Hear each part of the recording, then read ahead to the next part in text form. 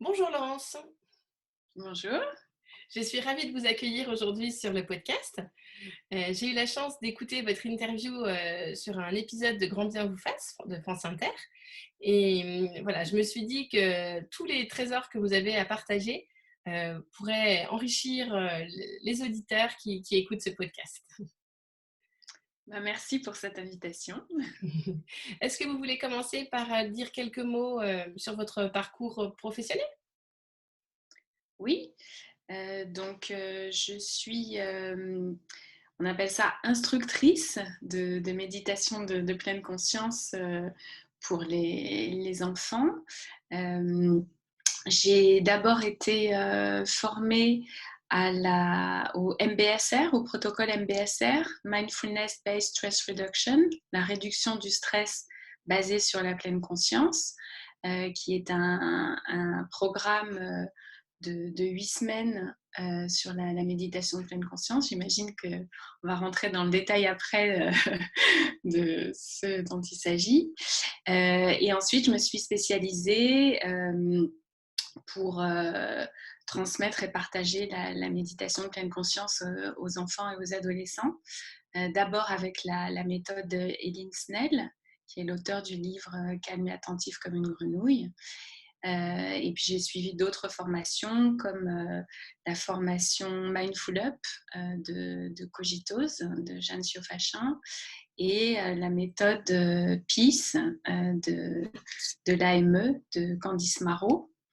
Et j'ai co-créé l'association Enfance et Attention, dont je suis présidente, qui est une association pour le développement de la méditation de pleine conscience ou mindfulness ou pleine présence ou présence attentive. Il y a beaucoup de synonymes, on y reviendra aussi, auprès des enfants et des adolescents. Et également co-créer le think tank Initiative Mindfulness France pour la sensibilisation des politiques aux bienfaits de la méditation de pleine conscience, et en particulier dans 4 domaines qui sont la santé, l'éducation, le monde du travail et la justice. Et je suis en charge du pôle éducation au sein de l'initiative Mindfulness France, dont je suis administratrice. Et j'ai également des activités de formatrice au sein notamment de la fondation Sève, qui a été créée par Frédéric Lenoir pour les ateliers de philosophie avec les enfants et les adolescents, avec une introduction par la pratique de l'attention avant le démarrage de l'atelier philo. Voilà grosso modo mes activités autour de la mindfulness pour les enfants et les ados. D'accord.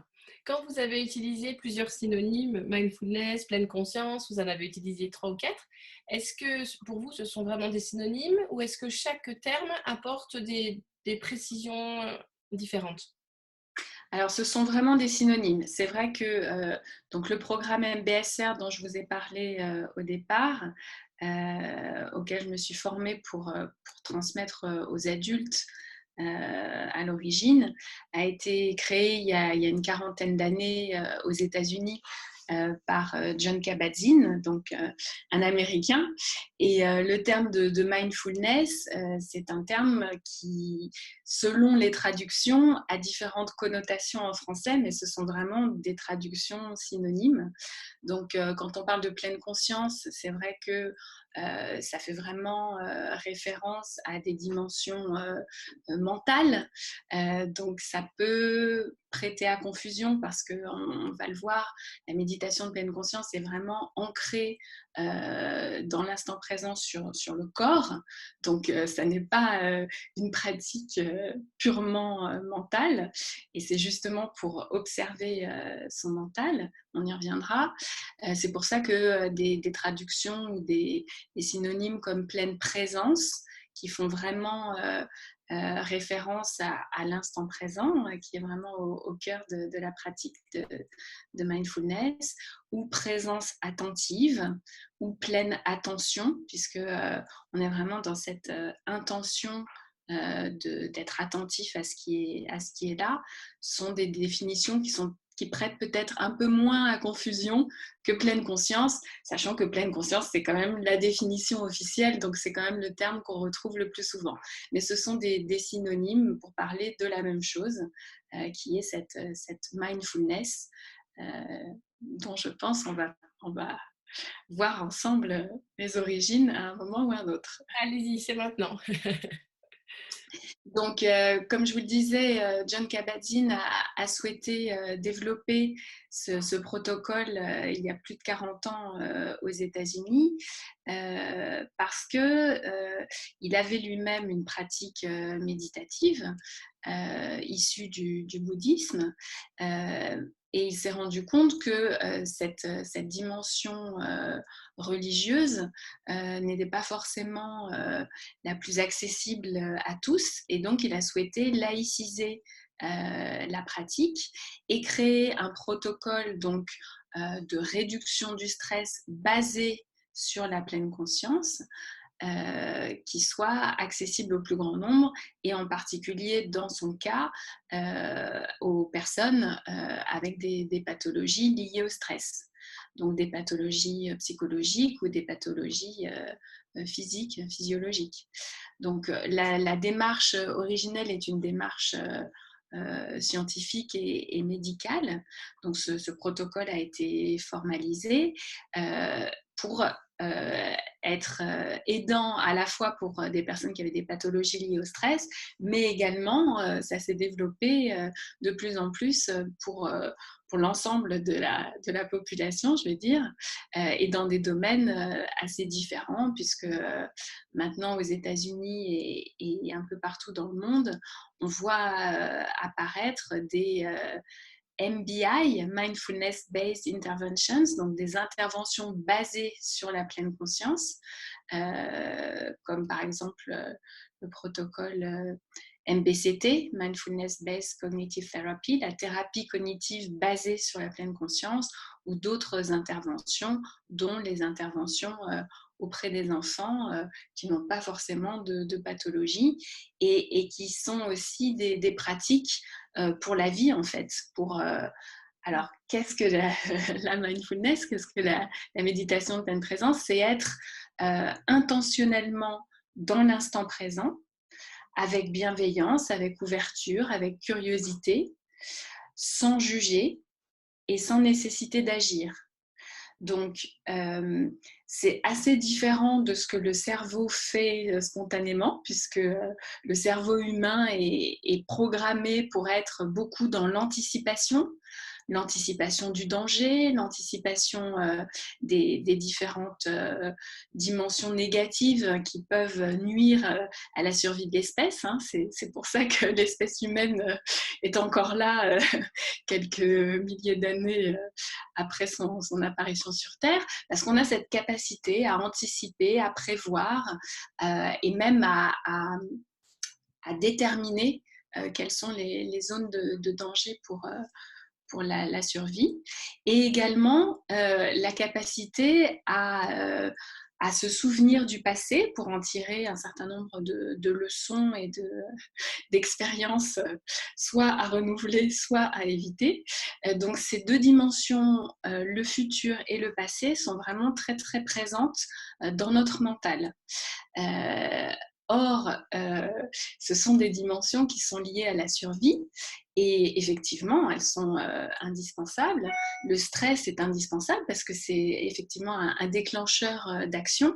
Mais dans nos sociétés occidentales, on est de plus en plus sous stress, de plus en plus souvent, et on a manifestement beaucoup moins besoin de guetter le prédateur qui va nous dévorer ou l'intempérie qui va nous laisser sans toit et éventuellement sans possibilité de se nourrir.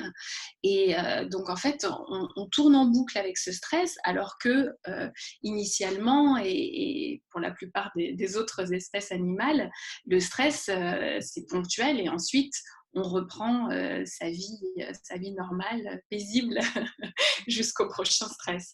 Donc, Jon Kabat-Zinn a développé ce programme pour qu'on puisse retrouver ces moments de pause naturelle qui sont de moins en moins fréquents également parce qu'on est de plus en plus connectés. Et c'est vrai que toutes ces stimulations liées aux connexions informatiques, aux écrans, aux téléphones, etc., ce sont des stimulations qui vont nous éloigner de l'instant présent, de ce qu'on est en train de vivre, et qui vont être cause de stress, voire d'anxiété, de dépression, si ça va beaucoup plus loin. Donc ça, c'est du point de vue du stress. Après, comme je vous l'ai dit, cette méditation de pleine conscience, elle est basée sur l'attention, donc l'attention à l'instant présent. Et cette attention, elle est également sursollicitée par des notifications, par des injonctions de performance, de loisirs, de distraction. Donc, on a de moins en moins la possibilité de se poser, de s'ennuyer, de rêver, d'être attentif aux petites choses qui sont là parce que les stimulations sont très très attractives. Hein, tous les moteurs de recherche, les jeux vidéo et les différents divertissements modernes cherchent à capter notre attention. Donc on a de moins en moins de moments où notre attention va se poser sur ce qui est là. Et beaucoup avec des injonctions de performance. Hein. Quand on fait un jeu vidéo, on veut gagner, il y a un résultat à obtenir. Les systèmes scolaires de nos sociétés sont de plus en plus compétitifs. Donc, il y a vraiment beaucoup et de stimulation et d'objectifs de résultats. Donc, se poser dans l'instant présent avec curiosité, ouverture, sans jugement, c'est vraiment ce dont notre cerveau a besoin pour se poser, pour se ressourcer et pour être attentif à ce qui est bien, à ce qui est beau, à ce qui nous fait du bien. Et en fait, le meilleur support, c'est le corps. C'est pour ça que je vous disais que la traduction pleine conscience peut porter à confusion, parce qu'en fait, la méditation de pleine conscience, elle est basée sur l'observation à travers notre outil merveilleux qui est le corps, qui est toujours dans l'instant présent. Le corps, il n'est pas dans 5 minutes ni il y a 5 minutes, il est vraiment là. Et c'est un support attentionnel merveilleux à travers nos 5 sens.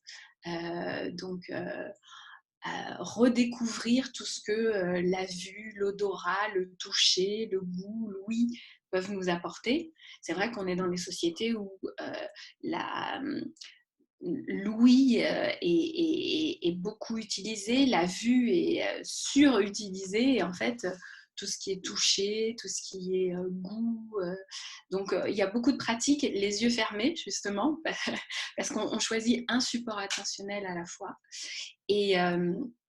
Et ça nous permet aussi, parce que non seulement le cerveau est câblé pour être particulièrement attentif au futur et au passé, mais il est particulièrement attentif également à tout ce qui est négatif, comme je vous le disais, pour la survie de l'espèce.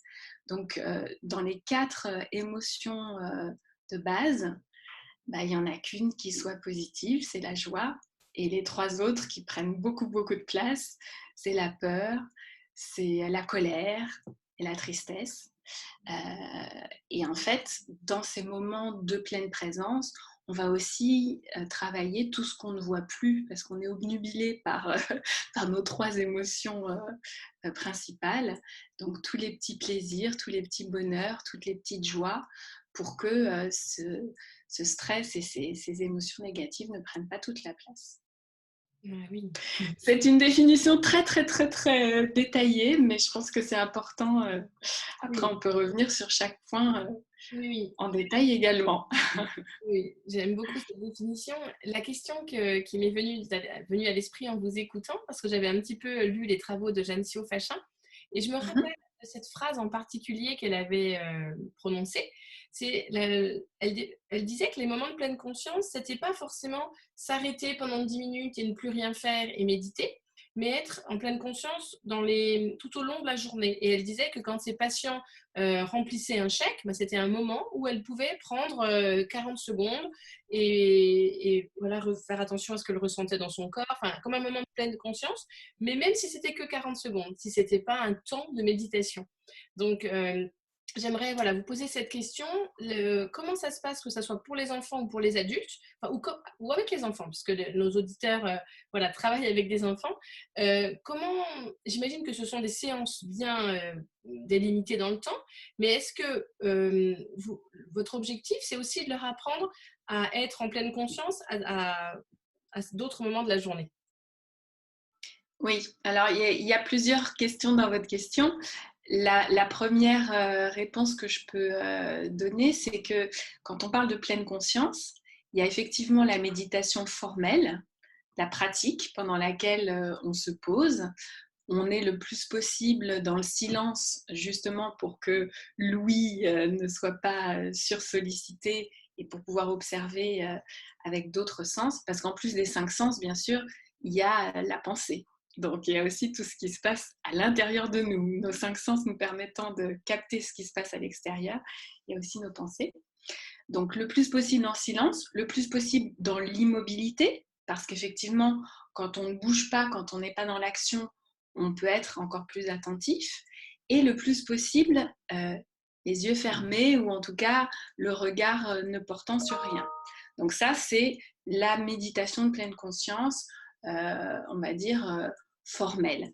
Et puis il y a tous les moments de pleine conscience informels qui sont effectivement dans la vie quotidienne, donc avec les yeux ouverts, en mouvement, avec des actions à mener. Mais ces actions, on peut les mener avec attention, justement, avec conscience. Donc, se laver les dents, ouvrir une porte, appuyer sur un interrupteur, tout ça, on peut le faire en pleine conscience et on le fait avec toute notre attention. Donc ça, c'est des pratiques informelles. Il se trouve que dans les programmes pour les enfants et les ados, euh, il y a des pratiques méditatives en mouvement. Donc là, c'est une pratique formelle, mais en mouvement. Il y a des pratiques pendant lesquelles on va, par exemple, être debout, être allongé. Donc la posture assise n'est pas non plus incontournable. Et donc, mais pour les adultes aussi, hein, dans le programme MBSR, toutes les pratiques dont je vais vous parler pour les enfants, en fait, elles sont adaptées du programme MBSR qui a été créé pour les adultes.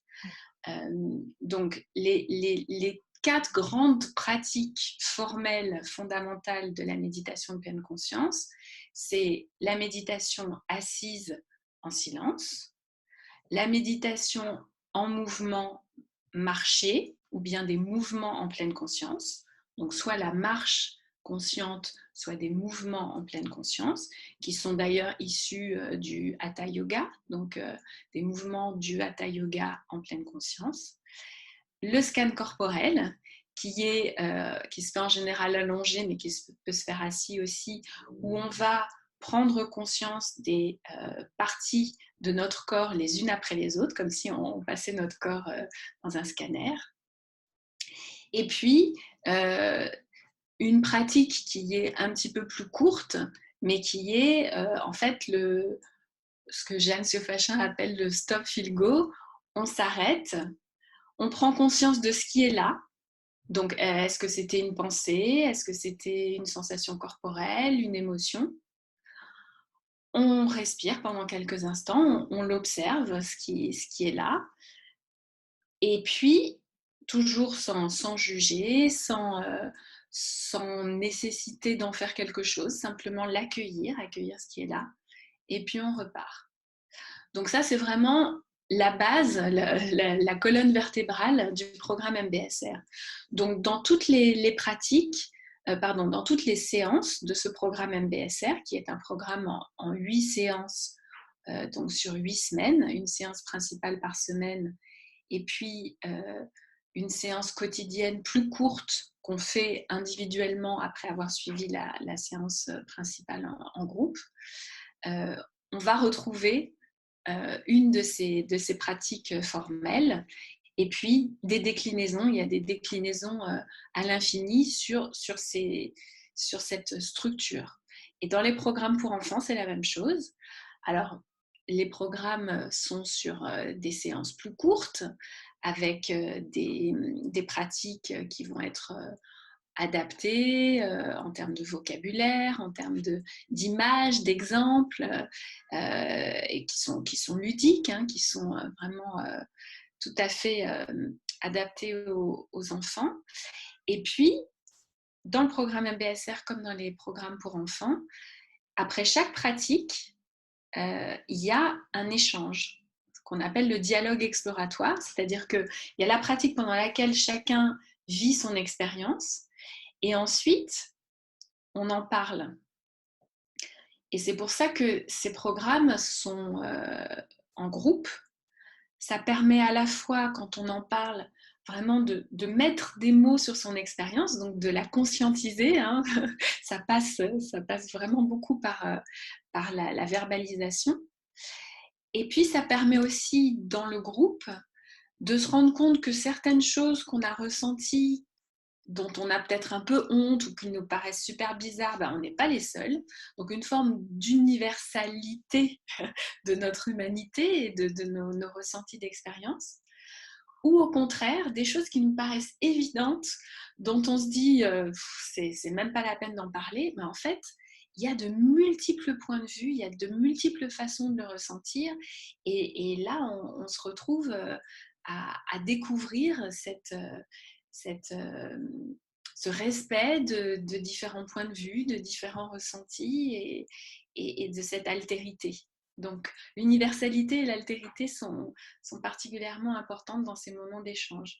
Et donc, avec les enfants, c'est précieux parce qu'ils se rendent compte que, en fait, ce qu'ils ressentent, c'est tout à fait normal, et que on est tous différents, on est tous des êtres humains, on partage tous de grandes constantes, mais on a tous notre personnalité, notre individualité, et c'est très très riche pour eux, ces moments d'échange après les pratiques. J'ai l'impression que tout ce que vous décrivez, c'est un pas vers la CNV, vers la communication non violente. Parce que le fait d'être conscient des émotions que l'on ressent, c'est un peu la première étape dans le processus de CNV. Alors oui, il y a de grands débats. Est-ce que c'est une première étape ou est-ce que la CNV est une formalisation de la pleine conscience? Mais je pense qu'effectivement, on ne peut pas faire de CNV si on n'est pas en pleine conscience. Et je pense que quand on est à la fois dans le dialogue exploratoire, si on n'a pas effectivement les grands principes de la CNV bien ancrés, c'est ce que je vous ai énoncé au départ, hein, cette bienveillance, cette curiosité, cette ouverture, le fait de parler de soi et pas de parler de l'autre.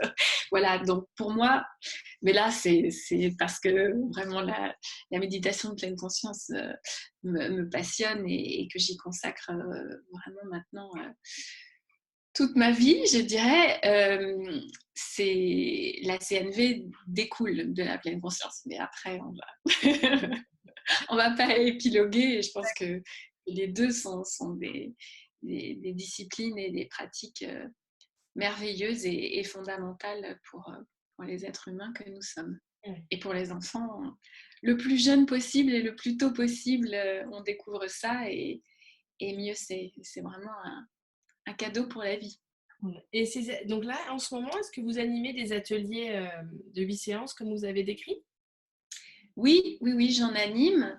Alors, un petit peu moins en classe parce que c'est un peu compliqué, mais là, on est en train de préparer un programme qui va démarrer en classe juste à la rentrée de janvier. Et, à l'association Enfance et Attention, donc les instructeurs, c'est une association professionnelle qui regroupe tous les instructeurs formés aux méthodes de méditation de pleine conscience pour les enfants et les adolescents. Et donc, il y en a qui sont soit enseignants et qui pratiquent avec leurs élèves dans leur classe, soit des intervenants extérieurs. Dans certaines écoles, les interventions sont possibles en fonction de l'âge des enfants, en respectant les gestes barrières. On peut le faire. Moi, là, c'est une classe de CP, donc on a préféré attendre la rentrée et j'espère que ça ne sera pas compromis. On aura nos masques, mais au moins on pourra échanger. Et donc, si les enseignants qui nous écoutent sont intéressés pour leurs enfants, pour leurs élèves, Mhm. ils peuvent contacter l'association pour avoir...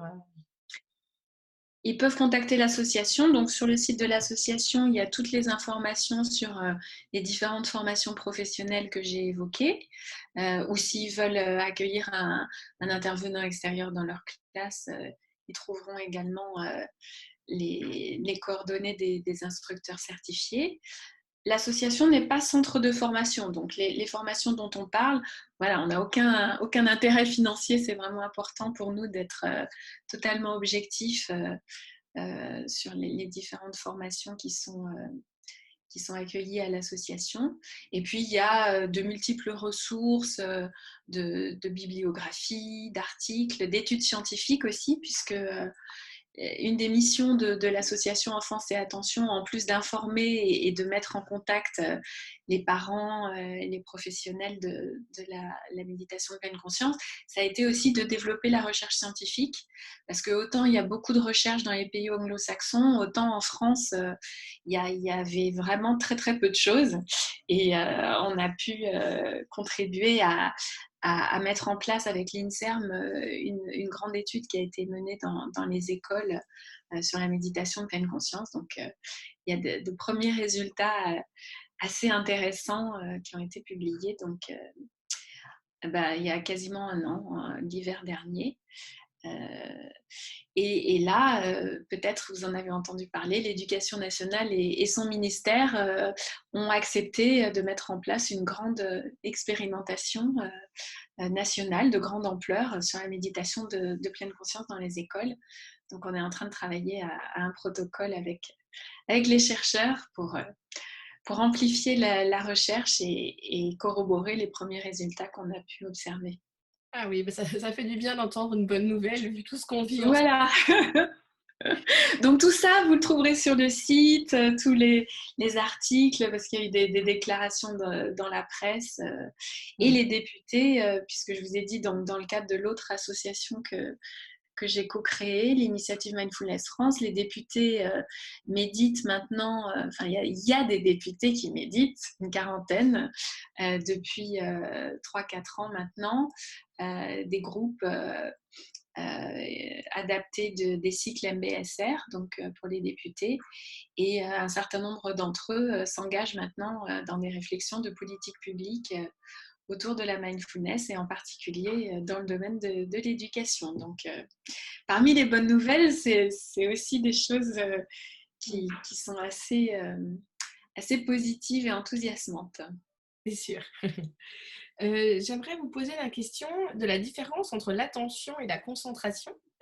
On entend Oui, souvent, enfin, en tant qu'enseignant, c'est une phrase qu'on peut avoir tendance à dire à nos élèves, mais soyez attentifs, concentrez-vous. Donc, j'aimerais déjà que vous précisiez la différence entre l'attention et la concentration. Et bon, j'imagine que ça ne suffit pas de leur donner cette injonction. Voilà, quels outils ou comment on peut faire pour les aider à être plus attentifs? Alors, on sait que l'attention, c'est le premier pilier de l'apprentissage, mais comment faire pour les aider à être plus attentifs?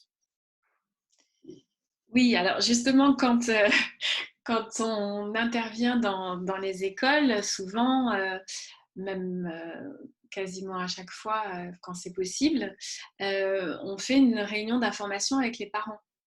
Bien sûr, avec les enseignants en amont, mais avec les parents. Et quand on leur explique qu'on va enfin apprendre aux enfants à faire attention, il y a un gros soulagement parce qu'effectivement, on demande souvent aux enfants d'être attentifs, mais on leur explique rarement comment faire pour être attentif. Donc ça, c'est sur l'attention. Et effectivement, il y a différentes formes d'attention. La concentration en est une. C'est une attention focalisée, donc sur un support attentionnel précis et ponctuel. Et pendant une durée assez courte, parce qu'on ne peut pas se concentrer pendant des heures. Donc la concentration, c'est une forme d'attention focalisée et pendant un temps court. Il y a des formes d'attention ouvertes. Donc dans la méditation de pleine conscience, il y a des pratiques pareilles d'attention avec des supports focalisés, précis, pendant un temps court, et puis des supports attentionnels plus vastes pendant lesquels on peut proposer de à la fois faire attention et d'être attentif à sa respiration, et puis petit à petit d'élargir le champ attentionnel à ses sensations corporelles, aux sons qui nous entourent, à la température qu'on ressent. Donc voilà, c'est différentes formes d'attention. Et effectivement, l'émission Grand Bien vous fasse, dont vous avez parlé en introduction, alors je ne sais pas de laquelle vous parlez parce que j'ai participé à 2 émissions, et il y en avait une avec Jean-Philippe Lachaud qui est chercheur à l'INSERM et qui parlait aussi de l'attention, qui est un spécialiste de l'attention. Et donc, pendant les programmes de méditation de pleine conscience avec les enfants, d'ailleurs, la méthode Eileen Snell, au départ, s'appelait «L'attention, ça marche». Parce que effectivement, c'est la base. Et c'est aussi pour ça que notre association s'appelle Enfance et Attention, parce que c'est vraiment le cœur de la méditation de pleine conscience ou de pleine attention. On apprend aux enfants à faire attention. En commençant par l'attention focalisée, puisque c'est effectivement la plus simple et la plus immédiate, avec des supports attentionnels accessibles à tous. Il y en a un qui est formidable, qu'on a tous sous la main, où que l'on soit et quoi que l'on fasse, c'est notre respiration. Et la respiration a ça d'intéressant qu'elle est facilement identifiable pour tous et aussi pour les enfants parce qu'elle change. Donc il y a un côté curieux, presque ludique par rapport à un support inerte qui pourrait sembler toujours identique. Donc quand on propose aux enfants la toute première fois de poser leurs mains sur leur ventre, parce que c'est ce qui leur permet de toucher, de toucher à la fois au sens propre et au sens figuré ce qu'est la respiration. On leur propose de sentir si leur respiration est rapide ou lente, si elle est profonde ou légère. Alors, avec des mots différents selon l'âge, hein, bien sûr. Parfois, on leur propose même de poser un petit objet sur leur ventre, puisque la vue est vraiment quelque chose de très, très courant dans nos sociétés. La visualisation peut les rassurer aussi. Donc c'est le premier support attentionnel. Et puis les sons, on commence souvent les pratiques en faisant sonner une petite clochette. On propose aux enfants d'écouter jusqu'au bout. C'est une clochette qui résonne longtemps, donc ça permet aux enfants de se poser. Et tout ça, c'est des supports qui sont concrets, hein, vraiment à travers le toucher des mains, à travers l'ouïe, à travers des dimensions vraiment palpables au sens premier du terme. On permet aux enfants de comprendre et d'appréhender vraiment sensiblement ce qu'est l'attention, ce qu'est être attentif. Et puis après, on va leur expliquer, se concentrer, ça va être de porter son attention sur une seule chose à la fois et pendant un temps donné avec une consigne donnée. Sachant qu'on fait bien la différence entre ce qui se passe pendant la pratique de la méditation, pendant laquelle il n'y a rien à réussir. Ce qui compte, c'est vraiment d'observer son expérience et personne mieux que soi-même ne peut savoir si on a faim, si on a froid, si on a peur. Donc, tout ce qu'on ressent, c'est bien parce que c'est notre expérience à nous. Et ce qui compte, c'est vraiment simplement de se rendre compte de ce qu'on vit et de ce qu'on expérimente. Donc ça, c'est très différent de ce qui se passe en classe, de ce qui se passe dans les apprentissages, où en général, il y a une consigne, il y a un résultat à obtenir, il y a quelque chose à partager et ensuite il va peut-être y avoir une note ou une évaluation. Donc on leur explique, voilà, c'est pas la même chose, mais ça permet de savoir ce qu'on ressent maintenant. Ça permet, si on a soif, par exemple, de se rendre compte qu'on a soif et du coup, bah, on peut décider ensuite de boire et ça ne va pas prendre toute la place parce qu'on est perturbé ou parce qu'on a peur ou parce qu'on est triste. Et du coup, ça libère un espace pour l'enfant qui va lui permettre d'être ouvert à un apprentissage, ouvert peut-être à une verbalisation de quelque chose qui, une fois que c'est accueilli, bah, on peut passer à autre chose. Donc, c'est assez utile d'être attentif à ce qui est là pour soi. Je vous remercie beaucoup, Laurence. On va terminer, si vous le voulez bien, avec les 3 questions habituelles. Est-ce Oui. que vous avez un livre, oui, peu importe l'ordre, un livre déjà pour commencer que vous aimeriez partager avec les auditeurs? Oui, bah, le livre, en fait, c'est le premier livre en fait, que j'ai lu sur le sujet quand j'ai découvert la méditation de pleine conscience pour les enfants. Parce que ce que je n'ai pas raconté dans mon parcours, c'est que moi, je méditais déjà depuis 7-8 ans quand j'ai décidé de partager ça avec les enfants. Et je me suis dit, mais peut-être qu'il existe déjà des pratiques pour les enfants. Et j'ai découvert le livre d'Eline Snell, Calme et attentif comme une grenouille. Donc voilà, moi, c'est ce que je recommande. C'est aussi le premier livre qui a été écrit sur le sujet. Donc il y a beaucoup d'autres livres qui sont très bien, hein, mais certains reprennent certaines dimensions. Après, c'est une question de personnalité. Moi, c'est vraiment le livre dont j'ai envie de parler parce que c'est la base. S'il faut en choisir qu'un, parce que j'ai cru comprendre que c'était ça. Si vous avez partagé un deuxième Et ou un troisième, allez-y, hein. comment? Si vous voulez en partager un deuxième ou un troisième, ne vous gênez pas. Alors, le deuxième, ça serait Méditer jour après jour de Christophe André, qui a d'ailleurs préfacé le livre Calme et attentif comme une grenouille d'Eline Snell. Et, alors, tous ces livres sont des livres avec des CD audio.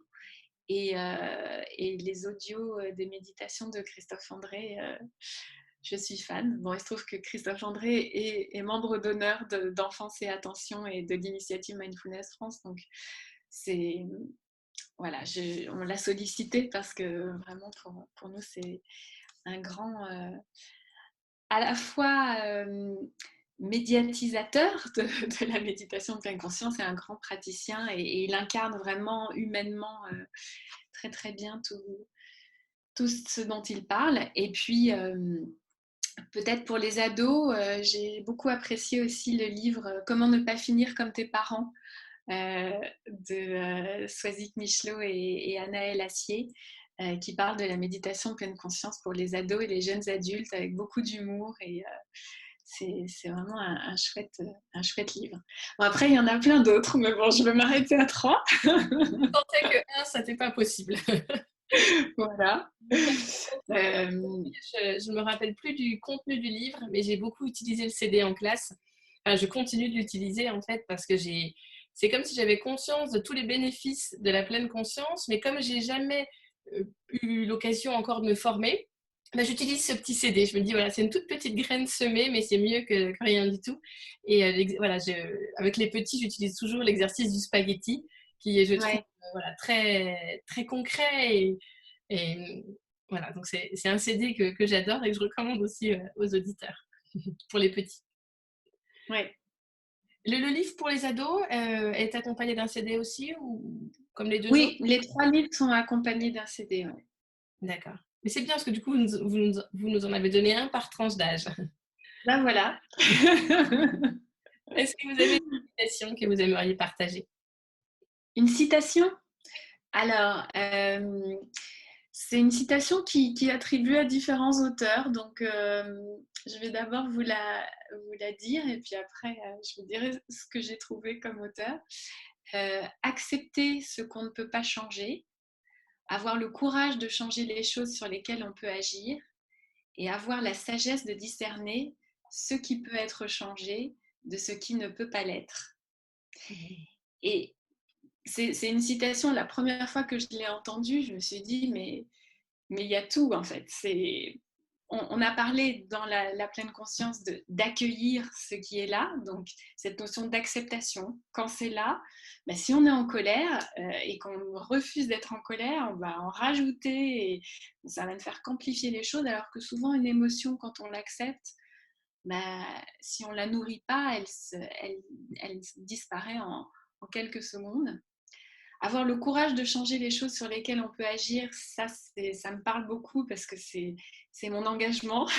Quand j'ai créé l'association Enfance et Attention, tout le monde m'a dit ah non, non, la méditation, tout le monde va te traiter de sectaire, voire d'entriste religieux. Dans l'éducation nationale, encore moins. Avec les enfants, c'est trop compliqué. Voilà, mais voilà, moi, c'est quelque chose qui, pour moi, est tellement fondamental et merveilleux que j'ai ce courage, j'ai cet engagement et cette envie de partager. Et avoir la sagesse de discerner ce qui peut être changé de ce qui ne peut pas l'être, c'est aussi tout le discernement, toute la clarté d'esprit que nous permet aussi la pratique de la pleine conscience. Parce que quand on se pose et quand on observe ce qui est là dans l'instant présent, il y a beaucoup d'a priori, beaucoup de croyances, beaucoup de pensées toxiques, beaucoup d'émotions négatives qui disparaissent parce qu'on se rend compte de ce qui est là. Et bien sûr, il y a des émotions désagréables. Quand je dis émotions négatives, c'est vraiment un terme inadapté parce que toutes les émotions sont positives dans le sens où elles sont utiles, euh, mais il y en a qui sont désagréables ou il y en a qu'on nourrit parce que on est emporté par son émotion. Et donc, avoir la sagesse de discerner ce qui est là, ce qu'on peut changer et ce qu'il faut simplement accueillir parce que c'est là et qu'on n'y peut rien, pour moi, c'est vraiment la base et toute la richesse et toute la beauté de la pleine conscience. Bon, cette citation est souvent attribuée à Marc Aurèle, donc pour donner une source, je vais choisir celle-là, mais je sais qu'il y a de nombreuses autres sources. D'accord. Et on va terminer avec un coup de cœur ou un coup de gueule. Alors mon coup de cœur, je crois que vous l'avez compris, donc je vais plutôt finir sur un coup de gueule. Et puis, bon, comme je suis quelqu'un de très positif et très optimiste, ça fera aussi la balance parce qu'il ne faut pas croire qu'on est dans un pays où c'est facile de pratiquer la méditation de pleine conscience avec les enfants et encore moins à l'école, même si ça se développe énormément, même si ça vous intéresse, vous pouvez lire sur le site de l'initiative Mindfulness France un rapport dans lequel on parle de l'ampleur que prend la méditation dans la société française et en particulier dans le domaine de l'éducation. On a fait des enquêtes et il y a maintenant des milliers d'enfants et d'élèves qui ont été initiés à la méditation de pleine conscience. Il y a quand même beaucoup de freins. Il y a des inspecteurs d'académie qui refusent alors que les enseignants sont partants, les parents sont partants, les directeurs d'établissement sont partants. Donc, c'est pas évident. Et puis, il y a aussi beaucoup de dérives. Donc c'est important, on a parlé des formations, c'est important de ne pas faire n'importe quoi, n'importe comment. Donc pour transmettre aux enfants la pratique de l'attention consciente, c'est important d'être soi-même formé et de pratiquer soi-même pour être stable, pour être ancré. On va manipuler avec les enfants des émotions, des pensées. Les enfants vont nous confier des choses assez intimes. Hein. Quand on observe son mental, on se dévoile. Et donc, c'est important d'être formé, d'être soi-même stable pour accompagner et accueillir tout ça. Et donc, il y a des dérives à la fois par des gens qui sans scrupules, qui font un peu n'importe quoi, n'importe comment.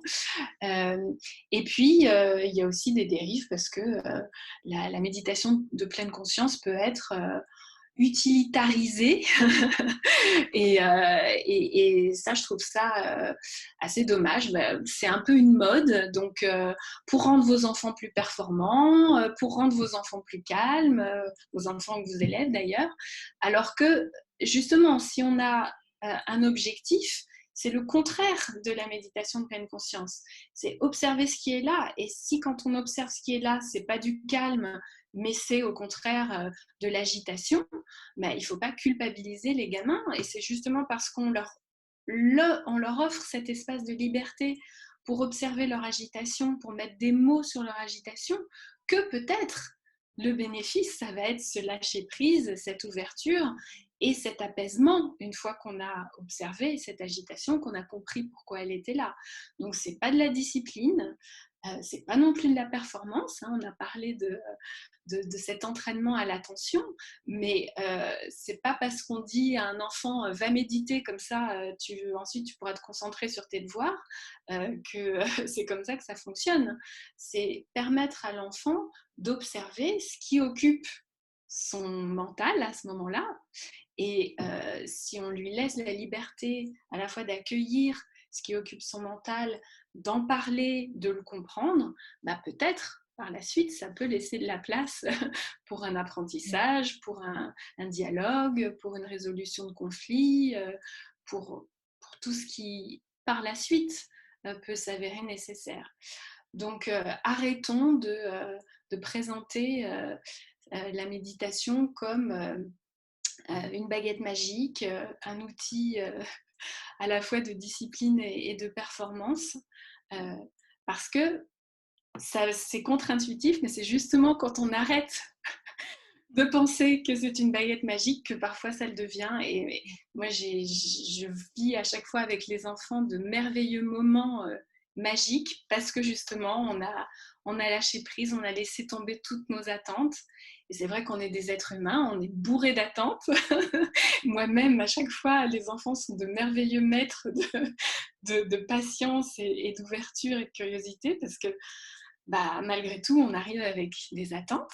Et puis à chaque fois, ils nous ouvrent tellement d'autres portes et tellement d'autres horizons que je ne peux pas m'empêcher de finir par un coup de cœur, mais voilà, si on arrête d'être dans l'objectif et la performance, on découvre des choses merveilleuses. Donc, et comme dit Jon Kabat-Zinn, une fois que la mode de la méditation de pleine conscience sera passée, nous, on continuera à travailler sérieusement et les charlatans et les opportunistes passeront leur chemin. Donc,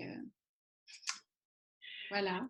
C'est une très belle... voilà, les mots de la fin sont parfaits. Merci beaucoup, Laurence, d'avoir partagé tout ce qui vous passionne, on le sent.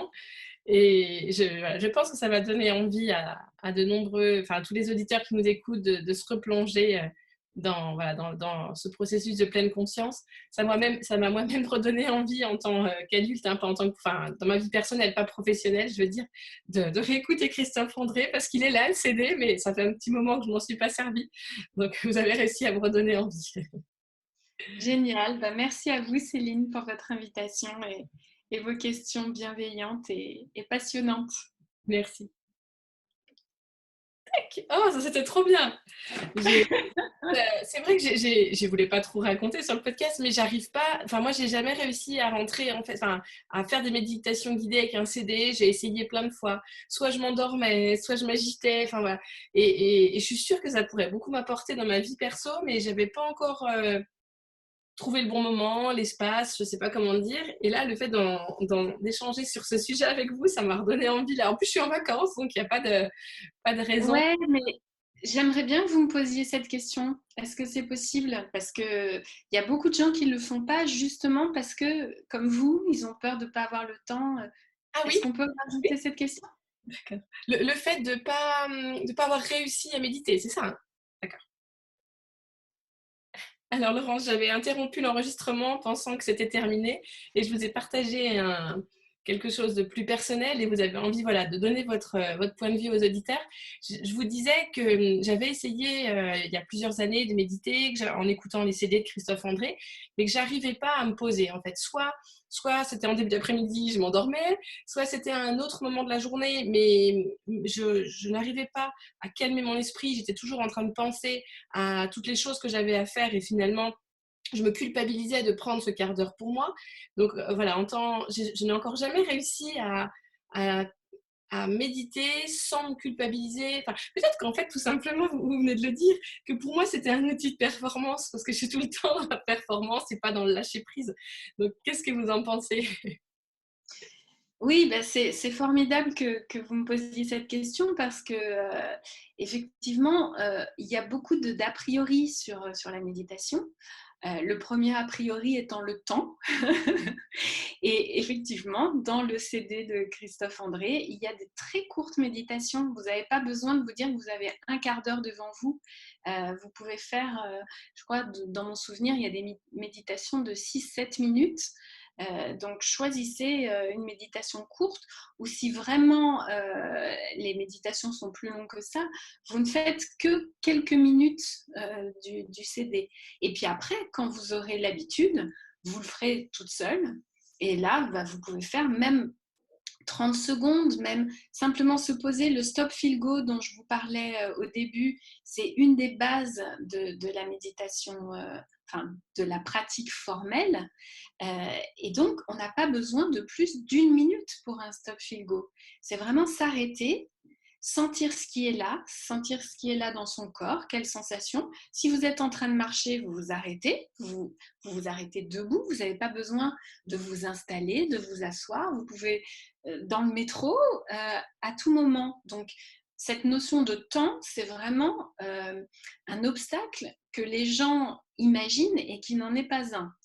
Alors bien sûr, il faut avoir d'abord un peu écouté ce que c'est que le stop feel go, avoir compris ce qu'est la méditation, mais une fois que vous avez peut-être pris le temps de lire ou d'écouter quelques audios, il y a des applications aussi qui sont d'accès gratuit.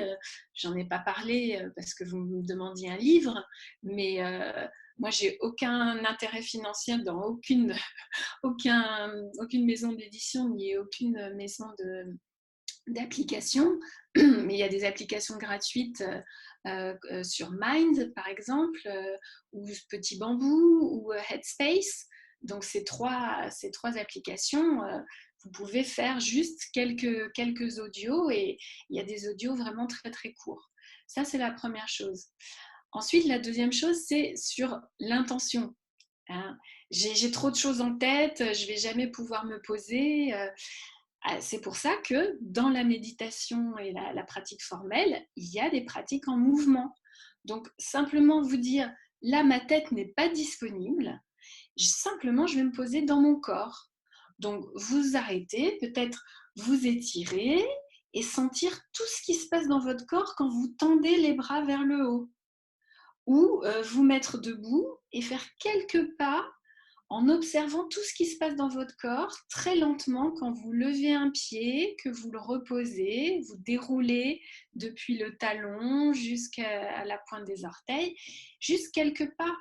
Et là, effectivement, votre mental, il y a quelque chose d'assez particulier qu'on oublie souvent, alors qu'on dit aux enfants de se concentrer, c'est que le mental ne peut se poser que sur une seule chose à la fois. Quand on fait les choses automatiquement, bien sûr, les pensées peuvent divaguer.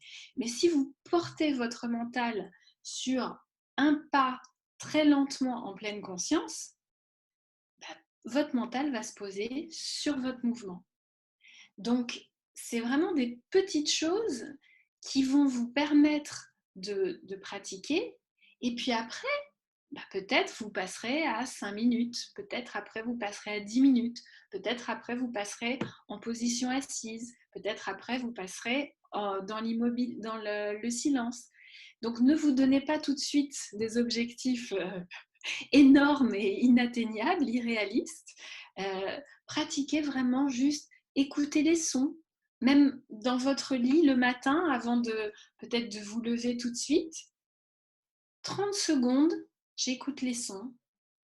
30 secondes, je sens les sensations de l'air sur ma peau, sur mon visage quand je me réveille. Voilà, des petites choses et sans vous juger si vous n'avez pas le temps, mais ne pas vous dire demain. Demain, je le ferai, demain, j'aurai du temps, demain, je serai plus disponible, demain, ça sera les vacances. C'est vrai. Peut-être dès aujourd'hui, là, dès que vous allez arrêter d'écouter ce podcast, eh ben, vous allez vous lever ou vous allez ouvrir une porte, le faire lentement, en pleine conscience et un petit peu chaque jour et des petits pas. Et il y a beaucoup d'enseignants qui me disent qu'ils utilisent le CD du livre pour enfants pour eux, parce qu'ils n'ont pas plus de temps à y consacrer, parce qu'ils n'ont pas le temps d'aller chercher.